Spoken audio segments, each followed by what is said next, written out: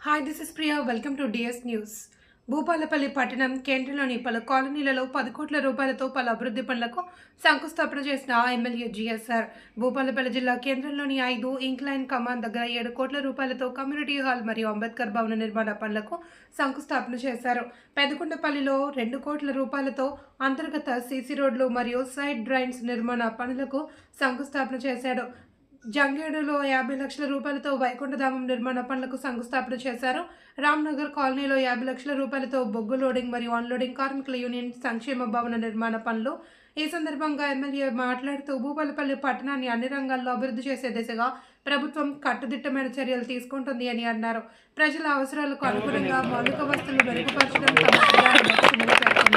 Community hall, Ambedkar భవనం వంటి ప్రజా ఉపయోగకరమైన నిర్మాణాలు సామాజిక ఐక్యతకు దోహదపడేలా కాలనీలో పారిశుద్ధ్యం మెరుగుపడింది అని అన్నారు. ఆదర్శంగా తీర్చిదిద్దేందుకు ప్రజల సహకారం ఎంతో అవసరమని పేర్కొంటూ ప్రభుత్వం చేపట్టే ప్రతి అభివృద్ధి కార్యక్రమంలో ప్రజలు భాగస్వాములు కావాలి అని కోరారు.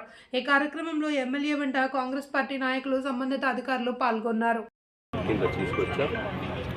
స్టేడియం ఆడిటోరియం 4 కోట్ల రూపాయలు నిధులను కూడా తీసుకొచ్చాం.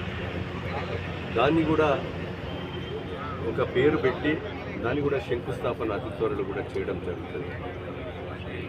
అదేవిధంగా ఇంకా ఈ 30 వార్డులలో ఉన్నటువంటి సమస్యలు డ్రైనేజ్,